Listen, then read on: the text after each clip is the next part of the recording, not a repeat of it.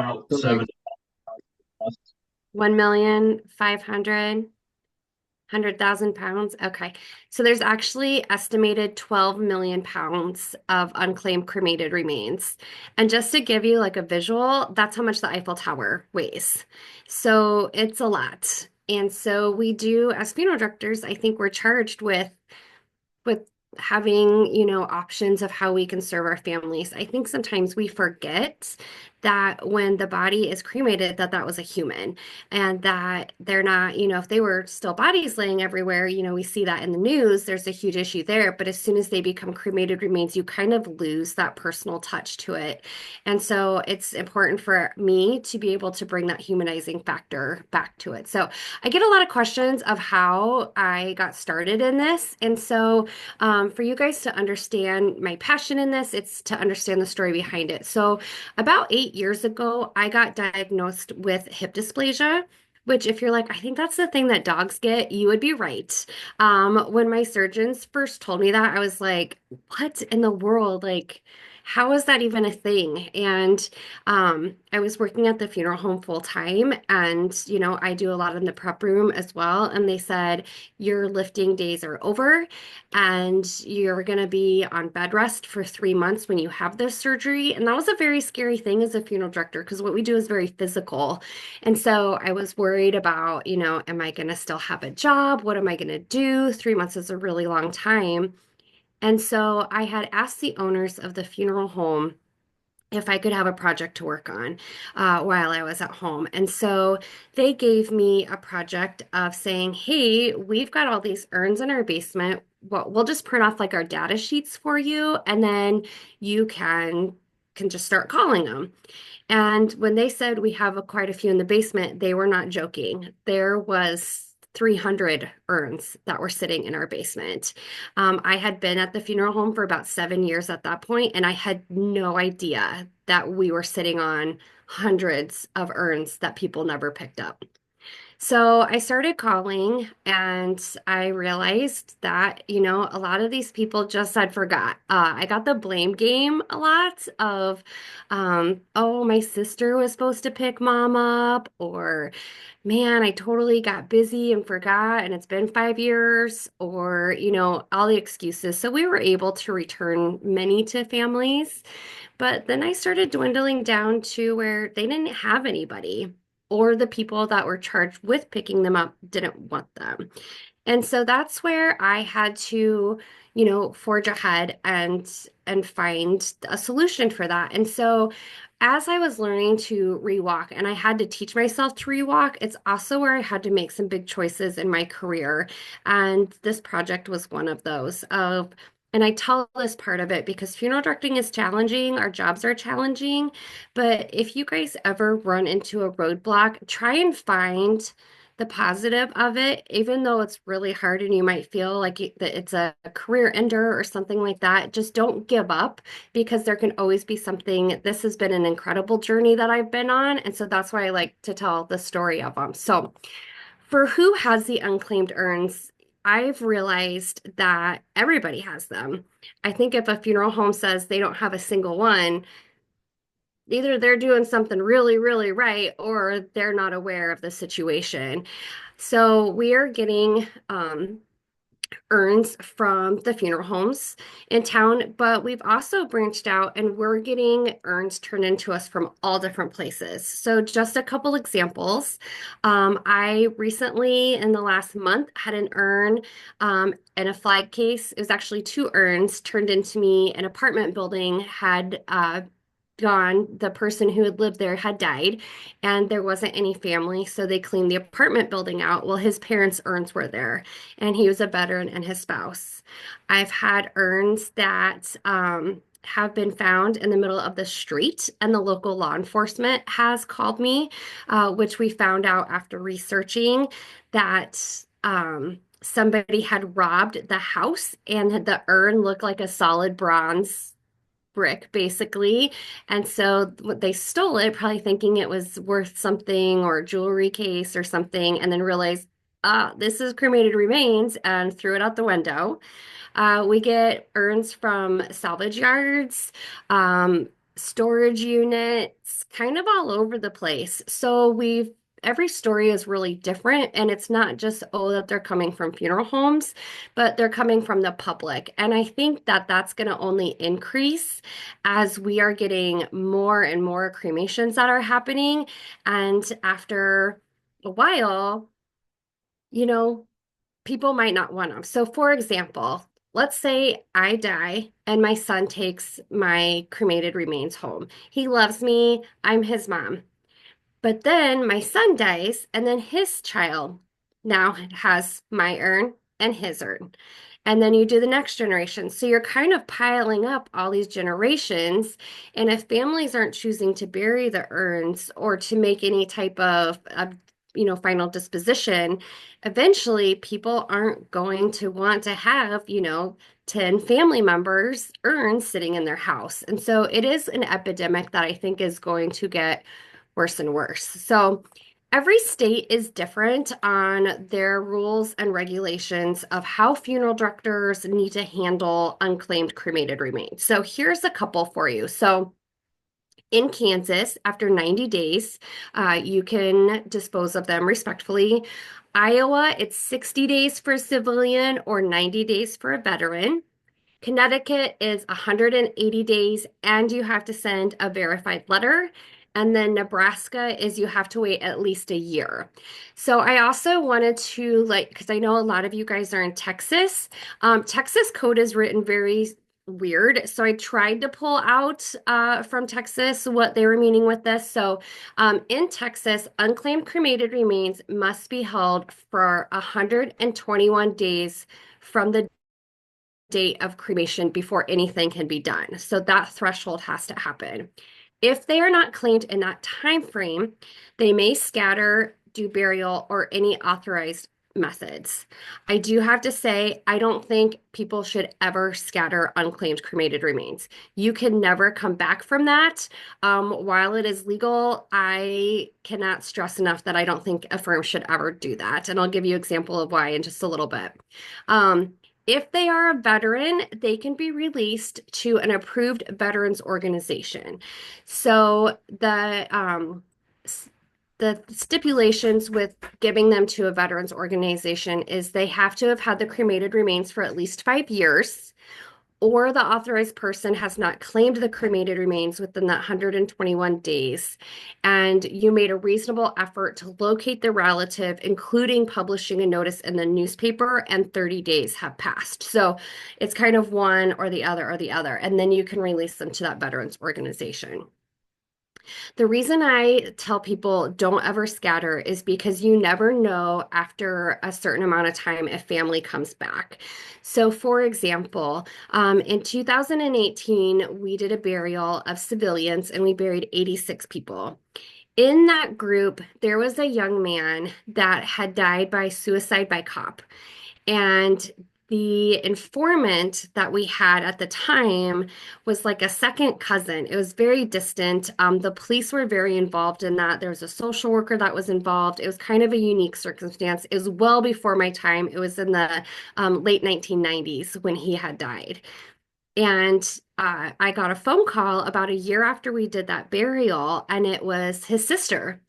And his sister had explained to me that their brother had a lot of drug and alcohol addiction issues. He'd been a missing person for years.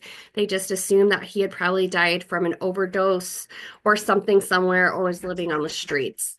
Since we published all of their names, every year on his birthday, she would Google his name to see if something came up.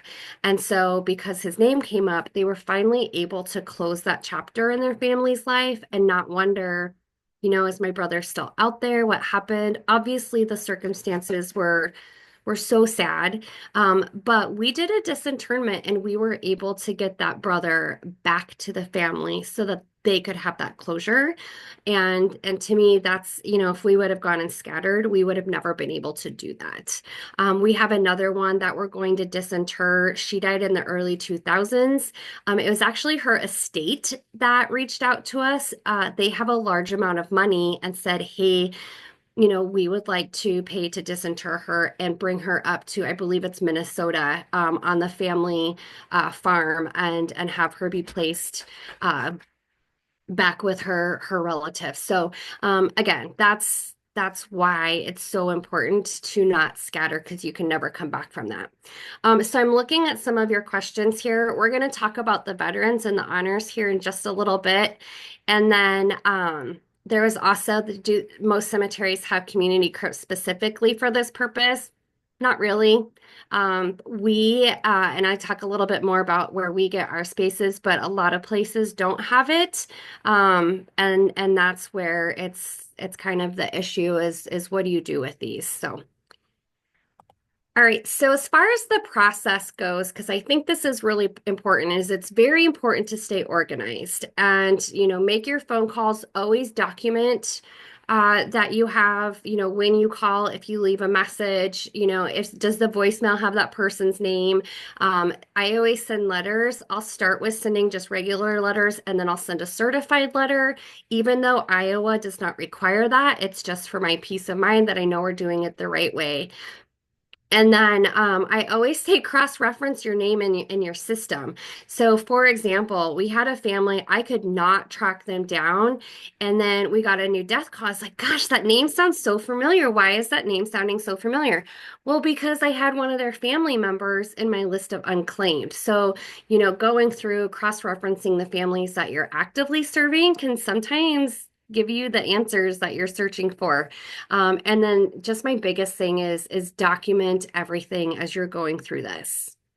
Other resources is we have our local genealogists who have been, invaluable. I always say they should work for the FBI. They have access to, old obituary, cemetery records, things like that. So using those genealogists to help you, having good relationships with your cemeteries, ancestry, newspaper, and then the good old Facebook is always great to stalk people and to cross-reference and to find people. So that's kind of the process of what we do. Now I want to tell you a little bit about each one of the types of services that we do.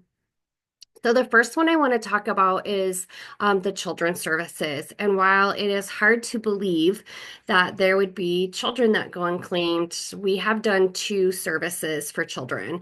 In 2018, we did a service for 8 children. And then last May, so almost a year ago, we did a service for 35 children. And so that's one of the services we do. The second is civilians. Like I said, in 2018, we buried 86 people. And we have another one that we'll do hopefully this fall. And I probably have close to 250 some people that will be included in that burial.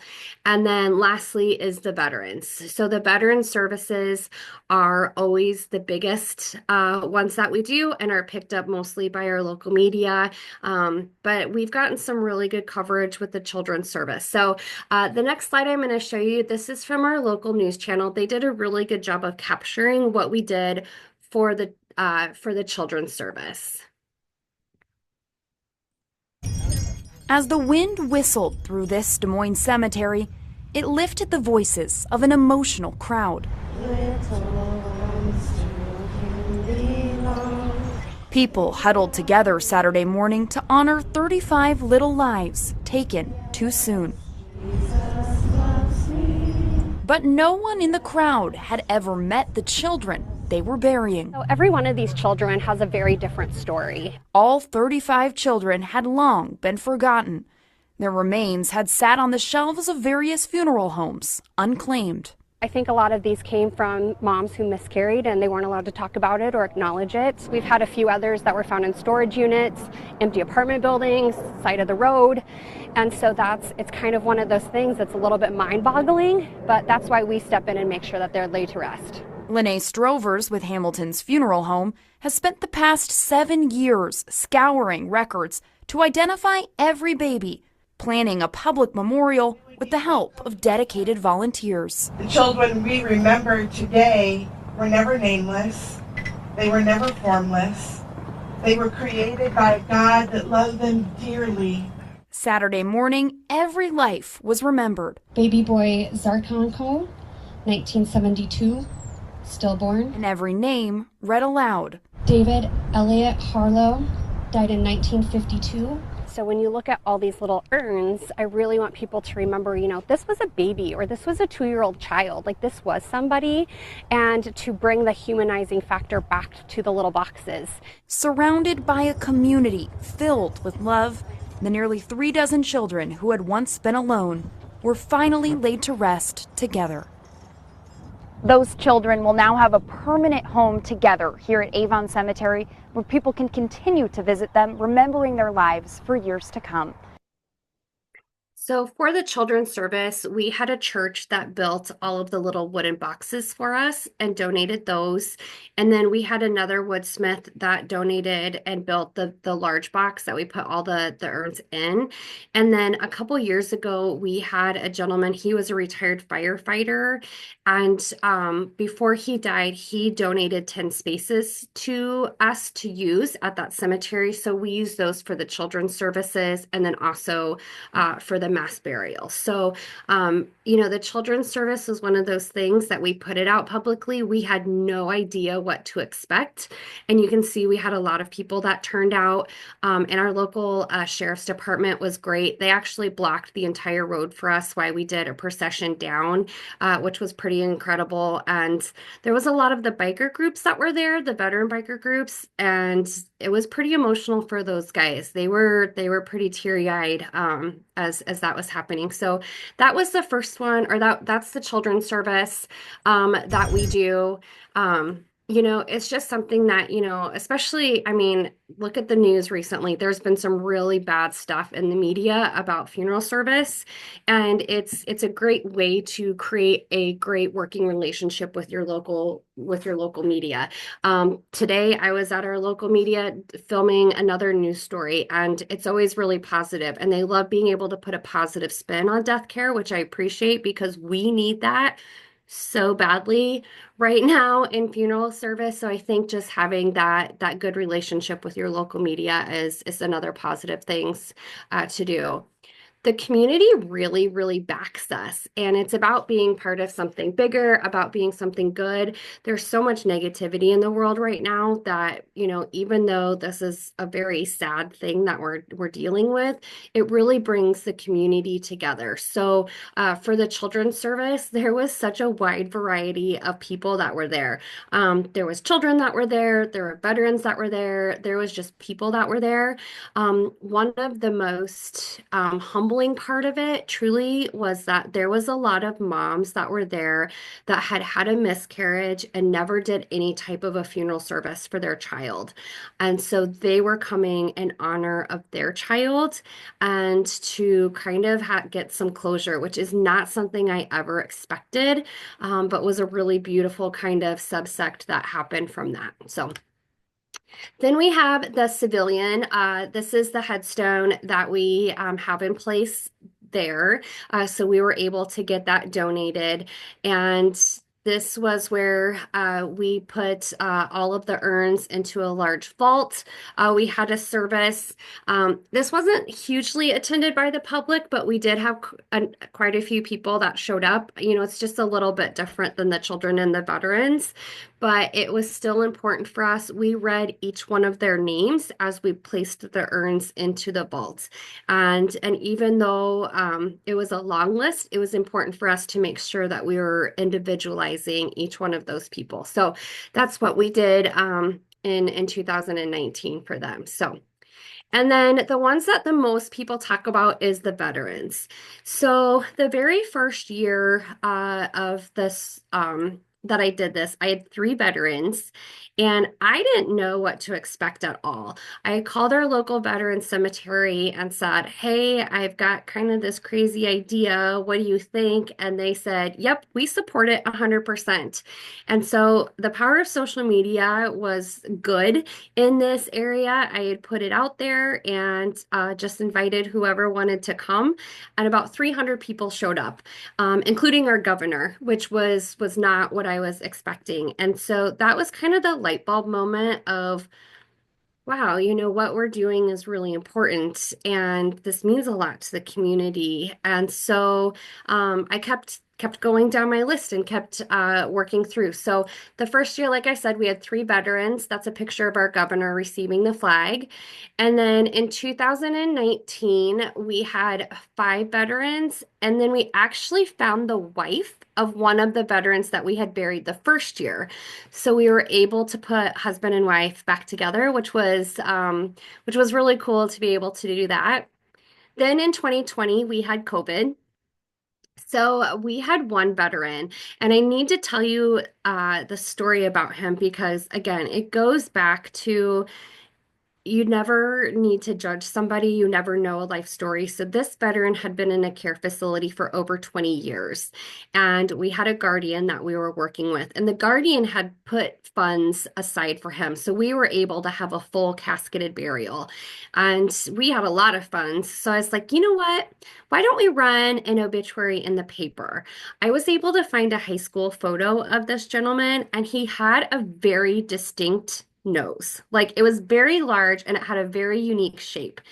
And so I said, let's invite people to come. We just did a drive-through procession because we were limited to 10 people, but I wanted to share show this gentleman respect. And the guardian had said, there's nobody that's ever visited him ever other than me at the nursing home.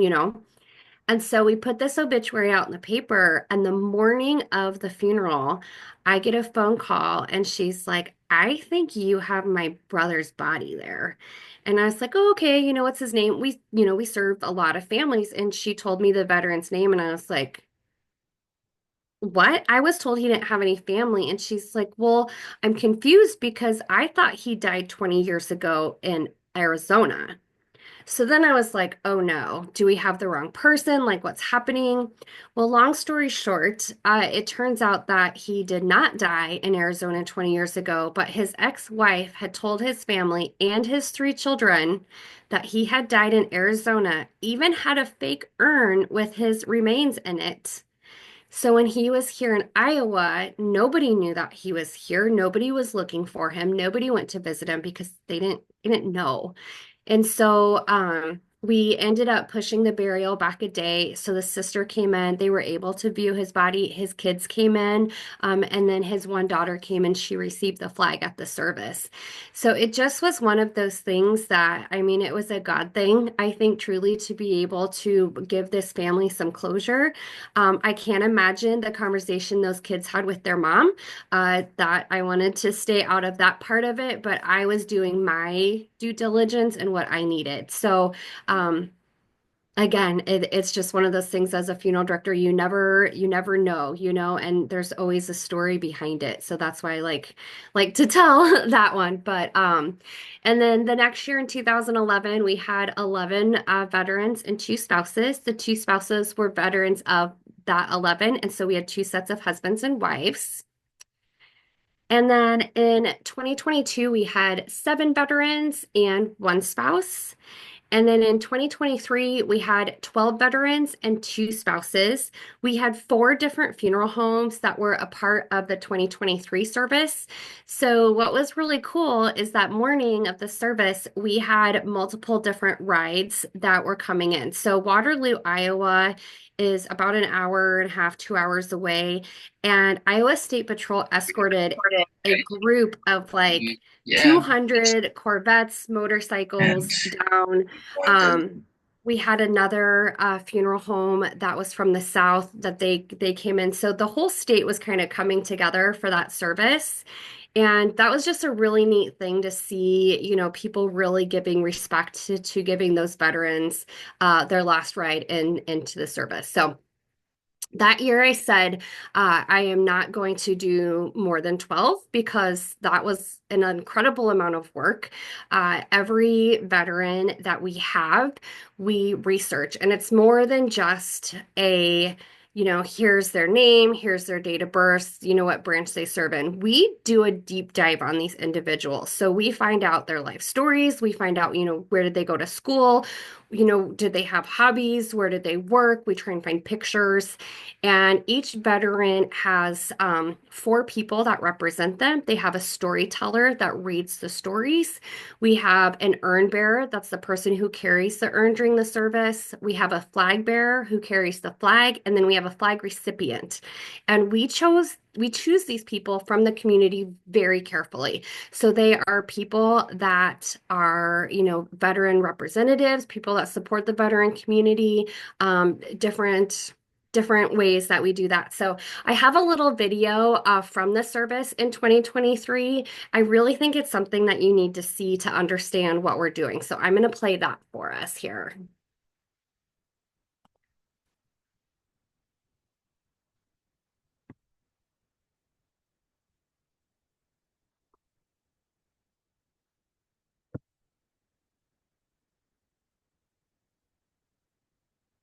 It takes just a little bit to get started.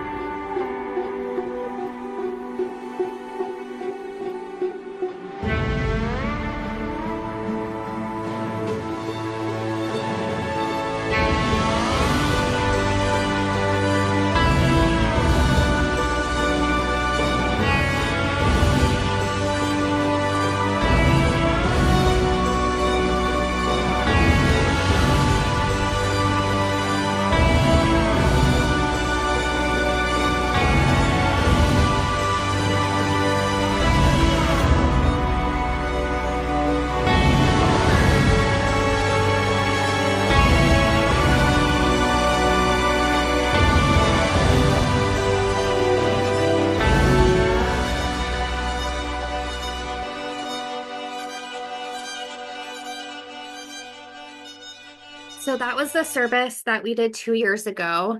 And that's where I said, I'm not going to do services for more than the 12 veterans. And I lied, because the next year we did a service for 20 veterans and 5 spouses. I have an incredible board that supports me, and thank goodness. The very unique thing about this service is we had all 5 branches represented. So we had Army, Air Force, Navy, Marines. Yeah, we had all 5 branches. And then the part that I want to point out on this picture is the older gentleman who is receiving the flag. So he is 103 years old. He served in World War II.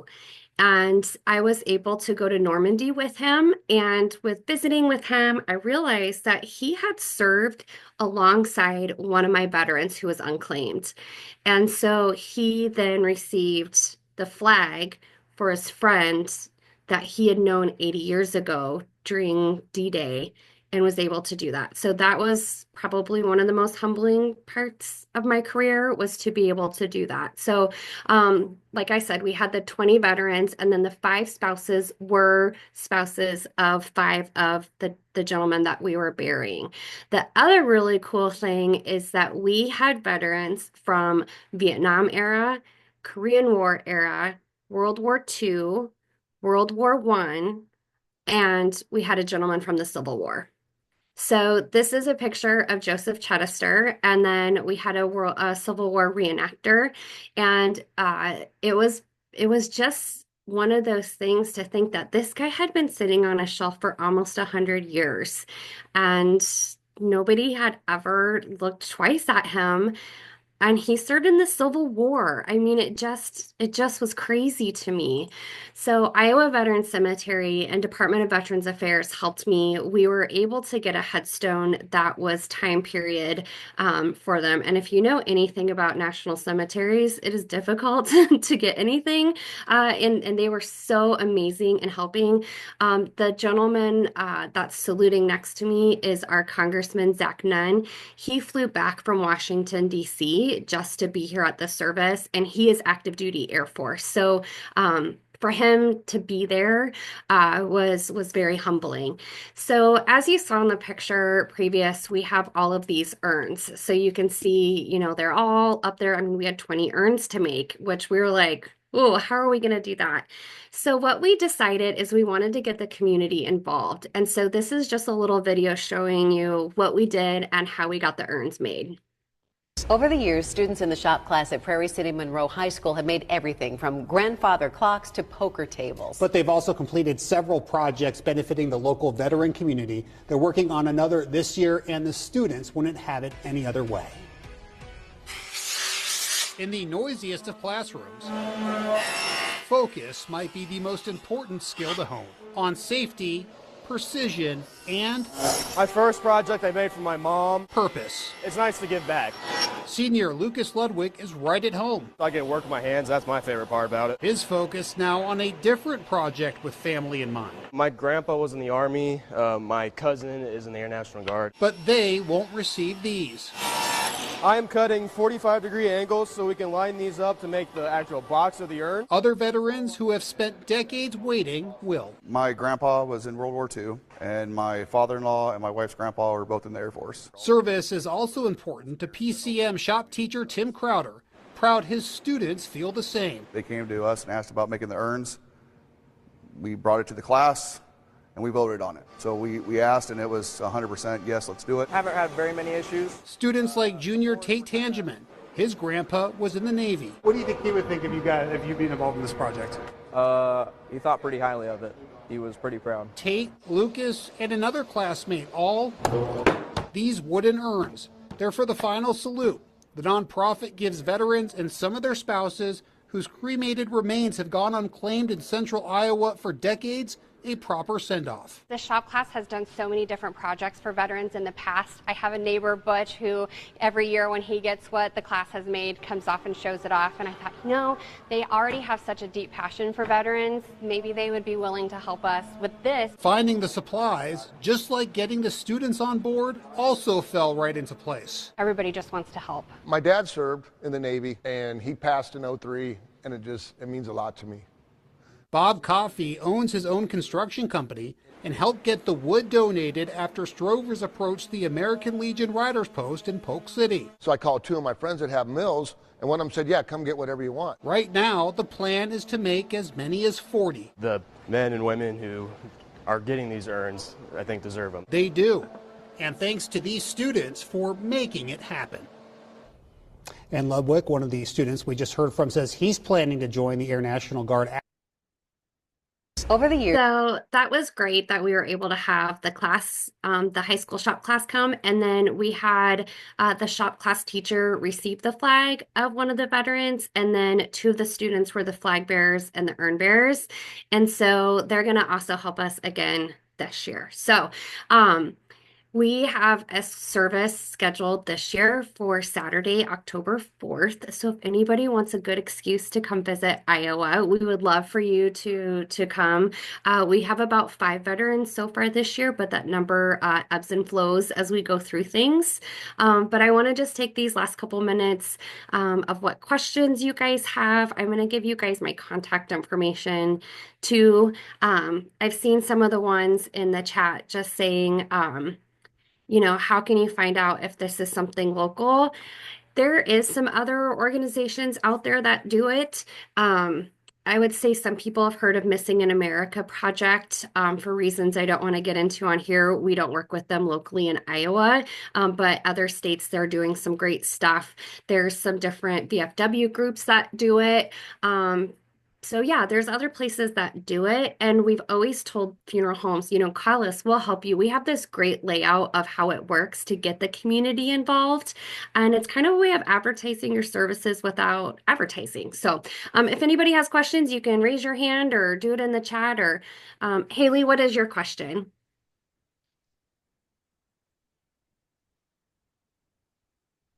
Oh, I think you're still muted.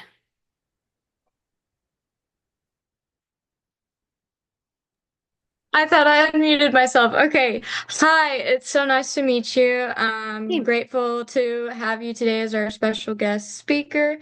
I just wanted to say that I'm very inspired, especially by the beginning of your story and the things that you went through recently. Well, 3 weeks ago, I was in the hospital and had a near-death experience. I went through diabetic ketoacidosis, and I almost lost my life. And then afterwards, when I got out, it made me want to just quit this journey that I'm on and going through school and everything like that.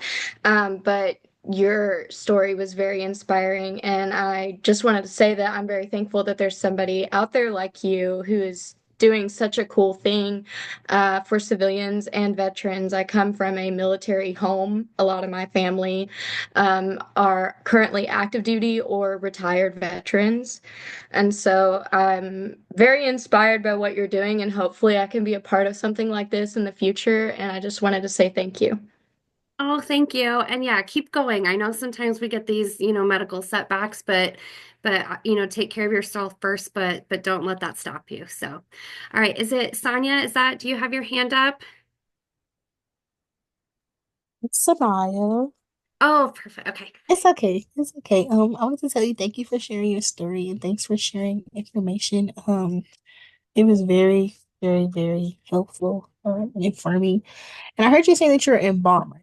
So it seems like you do more of this now. So do you still embalm? So I don't as much. A lot of that is because I've taken on a role with NFDA full-time training. And so I go into the funeral home when I get a chance to.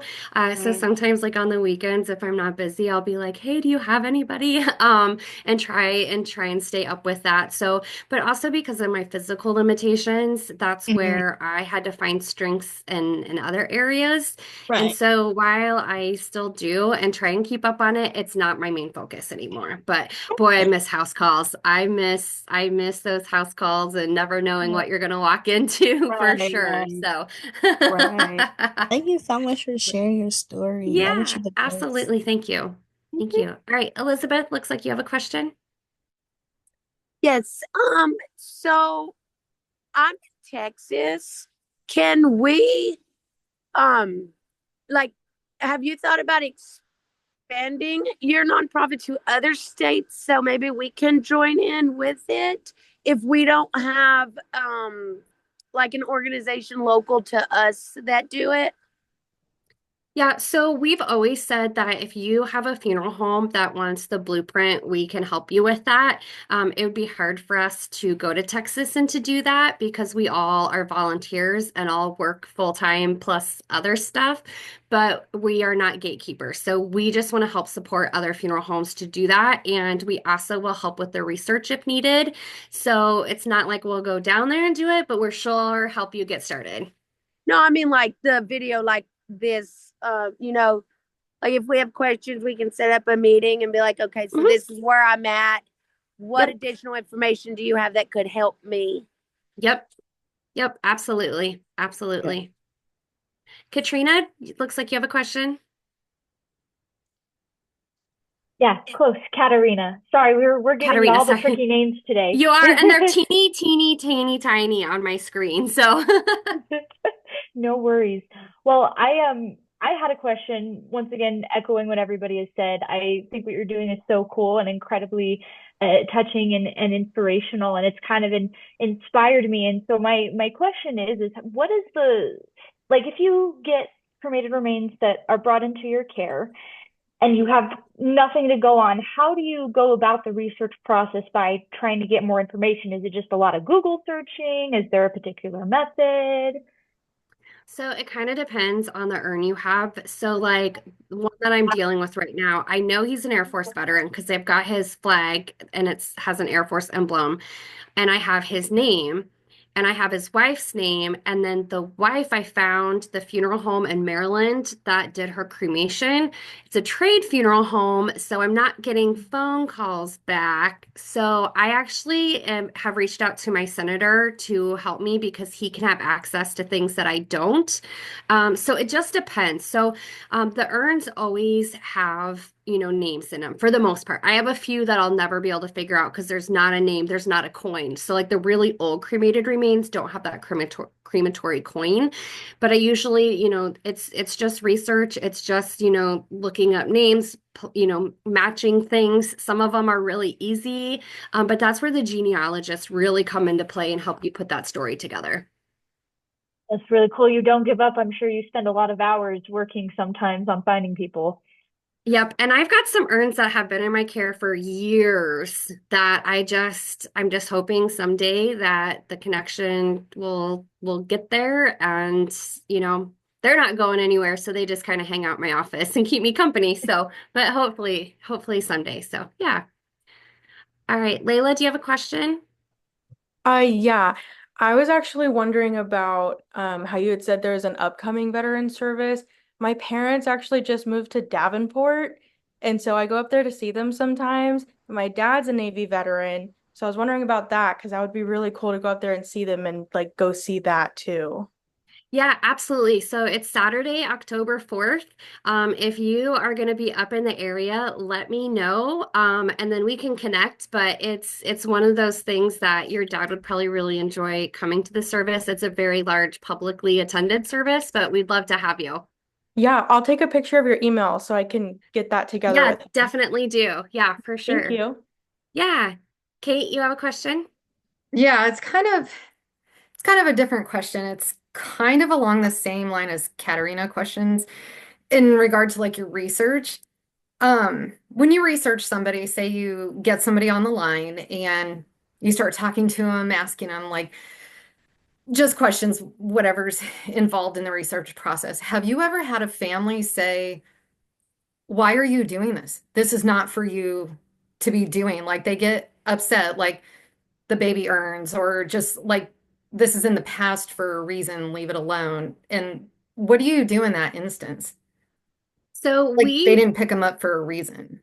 Right. So one of the funeral homes that we helped, it wasn't the funeral home that I work at, it was a different funeral home. And they had a lot of the urns of the infants that were very, very old. We made a conscious decision after researching them not to reach out because we felt that that was not the appropriate thing to do. Um, so you kind of look at each situation. So this is a great example of one of those as well. So we had a 17-year-old kid that had died. And as I'm researching it, I find out his mom's an author. He had this rare genetic disease and he had donated his body to science. And this was in like the 70s. So that was pretty rare. And they were able to actually um, diagnosed this disease because of his body donation. And she had written a book about it. And I'm like, this is just not adding up that his urn is still here at the funeral home. So I get a hold of her. She's in her 80s and she's like, what are you talking about? And she's like, they told me I'd never get any remains back because I donated his body. And so that was just kind of a miscommunication. And at first she was pretty kind of cold about it. Like, and she told me, she's like, it's just his remains. Like, I don't have a connection to those, with my beliefs or whatever. I just don't see the need. But then, and I said, that's okay. And I said, we'll include him in our burial. And then a couple months later, she reached back out and she's like, actually, I was kind of rude to you when we first talked, but I do want to have his remains back. So we also look when we're researching if there is any type of abuse or if there was any type of like criminal charges against the person who died or vice versa, we choose not to reach out. So we take a lot of that into consideration when we're doing our research too. Okay, so in that instance though, would you still bury them or? Yep. So we always say it's not our place to judge them. So if they are a civilian, they'll go in our group burial out at Avon Cemetery. For veterans, they have to be honorably discharged and be eligible. So a lot of times, if that was something that was on their record, they would not be eligible out at the veteran cemetery. So then they would just be included in our group burial. Okay. Yep. Well, Lanae. Any other questions? Well, Lanae, thank you so much for a moving presentation. I think many of us were right there on tears. Also, thank you for your dedication to those unforgotten souls. And I'm going to get emotional. Sorry. It's very easy for me to get emotional, but thank you for that, for making a difference, for staying in there, giving those souls a voice and just saying, hey, I'm still here, and we all deserve to be honored and to be buried or, in a decent and humane way. So thank you so much for your dedication to this. And we have a Facebook group. I'm going to see once if I can share it down here, but we have videos of all of the services that we have done. The one from last year is really cool too. We have pictures, we post all of our stuff on there. So I'm putting that in the chat. So if any of you guys want to follow along, that's how you can keep up with what we're doing. But please use me as a resource. I'm here to help. If no one else has any further questions, thank you, students, for being here tonight. I hope that you've taken a little bit of knowledge with you and how important it is to just make a difference. We can be kind, we can be thoughtful, and all of that makes a difference in this world that we're living. So to everyone, have a good night, and we will talk to you soon. Bye. Thank you for having me. Thank you. Thank you so much. Thank you. Good night. Thank you for all you do. Thank you. Thank Good you. night. Thank you.